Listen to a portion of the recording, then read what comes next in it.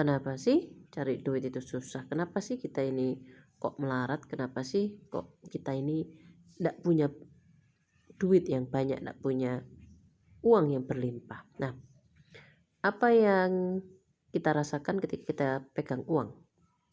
Tentu kita merasa tuan dari hidup kita sendiri. Kita merasa punya segalanya. Meskipun kita sakit, kita nggak merasa khawatir, kan ada duit. Meskipun kita nggak bisa masak, kita nggak khawatir, kan aku punya duit. Setiap hari kita akan belanja tanpa ada beban. Duitku kan banyak, aku bisa belanja setiap hari. Nah, kalau nggak ada duit gimana?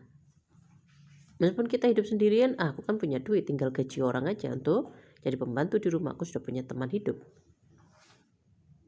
Meskipun kita sakit, aku bisa tinggal ke dokter, tinggal beli obat herbal. Nah, itulah kekuasaan uang ya. Nggak perlu khawatir, anak mau bayar SPP, aku punya duit. Anak harus bayar uang sekolah, aku punya duit. Anak harus disangoni setiap hari, aku punya duit. Itulah yang dihadirkan dari kepemilikan kita atas uang. Nah, kalau kita nggak punya duit gimana rasanya? Nggak berdaya ya. Seorang makhluk itu harus merasa tidak berdaya supaya bisa menghadirkan sang pencipta, supaya dia berhasil menemukan siapa dirinya, siapa yang menciptakan dirinya, apa yang diinginkan dari yang menciptakan dirinya. Makhluk itu adalah kita. Kita ini makhluk ciptaan. Kita ini diciptakan oleh Allah. Uang itu bisa mendekatkan kita kepada Allah, tapi tadi kesombongan ya, merasa tenang karena punya duit. Meskipun orang itu nggak suka sama kita, aku punya duit, rawat aku.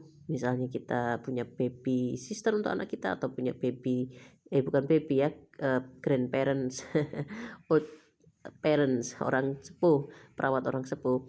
Meskipun kita pembantu kita tidak suka sama kita, aku kan punya duit, kamu kan butuh sama duitku. Nah, itu arogansi yang dihadirkan dari uang itu lebih mungkin nomor satu. Itu sudah mutlak ya. Makanya butuh sebuah proses untuk menjadikan kita apa? Bukan kita yang dinaiki uang, tapi kita yang mengendarai uang. Kita yang menaiki uang. Bukan kita yang dikendalikan uang, tapi kita yang memberikan duit. Nah, ketika kita nggak punya duit, disitulah kita merasa tidak berdaya. Disitulah kita merasa tidak punya apa-apa, tidak punya siapa-siapa. Barulah kita bisa mendekat kepada Allah. Barulah kita mulai bisa memahami siapa diri kita. Itu kalau prosesnya benar. Tapi kok ternyata dari semua kesulitan itu kita juga bisa jadi berproses tidak benar ya. Mungkin jadi pencuri, pembegal, perampok, koruptor, dan yang lain-lain. Tapi bisa jadi itu satu fase aja dalam hidupnya. Karena kepanikan, kok aku nggak punya duit ya. Tapi masih belum muncul kesadaran, panik, akhirnya apa? Akhirnya itu tadi kejahatan yang dilakukan. Mungkin setelah berbuat kejahatan itu bisa mendapatkan kesadaran juga bisa. Karena setiap orang, proses orang itu tidak sama, tapi intinya sama. Karena setiap kita pasti mengalami kepanikan dalam hidup. Kita kan anak kecil yang terus tumbuh ya, tidak ngerti apa-apa. Waktu kecil kita hanya ngerti dolin, bermain. Ketika kita sudah besar, sudah berilmu, kita hanya bisa sombong. Kemudian pelan-pelan kesulitan-kesulitan hidup mulai datang, kita hanya bisa bertahan dengan kebingungan, dan pada akhirnya setelah bertambah umur kita baru ngerti, oh alah, ternyata tujuan hidup itu hanya begini toh. Oh, ternyata aku harus begini toh. Nah, itulah kita. Kita wal asri, bagaimanapun kita butuh waktu untuk mencerna. Jadi bagi kita yang nggak punya duit, katanya orang dewasa harus punya duit loh.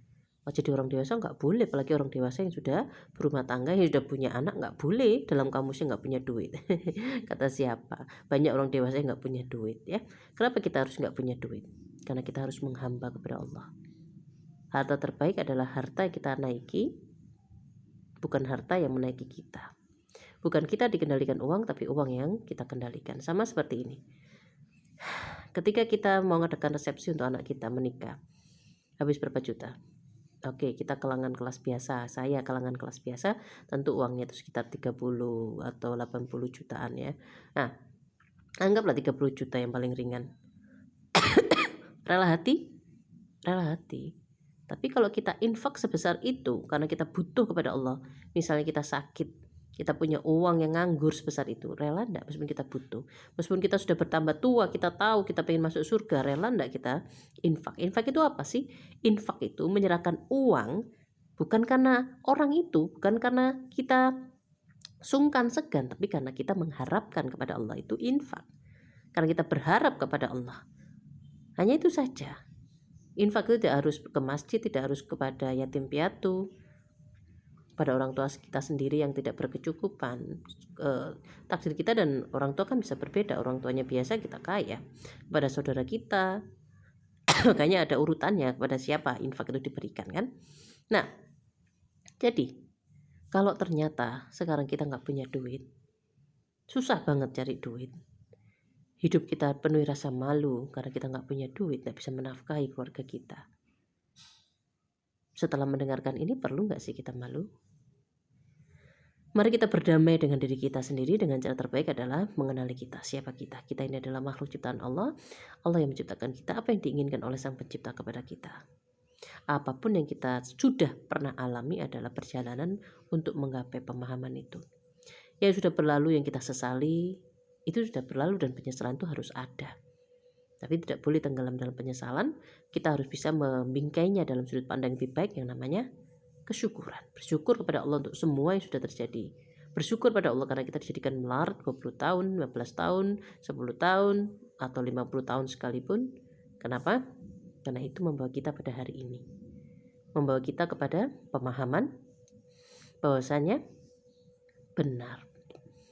Harta terbaik adalah harta yang kita tunggangi, bukan yang menunggangi kita. Hanya dengan begitu kita menjadi orang yang selamat di dunia dan akhirat. Bahkan anak-anak kita. Kalau kita orang tua yang masih ditunggangi oleh harta, belikan mobil anak kita, belikan motor anak kita. Kita kasih mereka uang setiap hari misalnya 500.000 atau 100.000 lah, untuk orang daerah itu sudah banyak. Tanpa kita berpikir, anak itu nggak ngerti loh cari duit. Rezeki kita dengan anak kita itu bisa jadi berbeda. Kita kaya, orang tua kita enggak. Orang tua kita biasa, kita kaya. Kita atau sebaliknya, orang tua kita kaya, kita enggak. Kan itu juga bisa terjadi ke anak kita. Dengan kita punya banyak duit, kita hanya berpikir, duitku lu akeh. Kita kesombongan. Kalau kita punya duit banyak, membuat kita lebih mudah arogan, maka apa yang dihasilkan? Anak yang sangat bodoh. Seberapapun nilai IQ-nya, tapi kalau anak yang dimanjakan, itu hanya akan menghasilkan anak-anak yang bodoh. Anak yang sebodoh-bodohnya bodoh. Anak manja itu anak yang bodoh sekali, sangat bodoh. Jadi mari kita perspektifi sudut pandang yang baik, penyesalan kita dengan yang namanya bersyukur. Jadi kalau kita nggak punya duit, mari kita kenali siapa Allah, apa yang diinginkan Allah dari kita, dan mari kita belajar hidup atas nama Allah, belajar hidup sebagai makhluk ciptaan Allah, bukan hidup sebagai diri kita sendiri, semau kita sendiri. Hidup itu ada yang punya itu adalah Allah. Ada yang masih bermasalah dengan kita nggak punya duit? Tentu dong. Ya, tentu saja. Kalau kita sudah perlahan wal asri, kita sudah bertekad mengarah kepada menjadi hamba Allah, maka kita akan sampai di sebuah dimensi kehidupan yang tidak butuh duit. Duit itu akan mengalir dengan luar biasa, tapi pada saat itu kita nggak butuh duit. Yang kita butuhkan adalah dimensi kehidupan yang dipenuhi dengan ketaatan. Jadi dimohonkan kita semua mampu untuk bersyukur, mengikhlaskan. Kalau ternyata kita adalah kumpulan orang-orang, kalau kita adalah seseorang yang menjadi takdir sebagai orang yang nggak punya duit, susah cari duit dan selalu kekurangan duit. Banyak hutang karena kita nggak bisa duit. Nah, itulah akibat dari kita tidak mengenali, tidak menyikapi kesusahan kita dengan sudut pandang yang benar. Jadilah hamba Allah, kenali diri kita, maka semua akan baik-baik saja.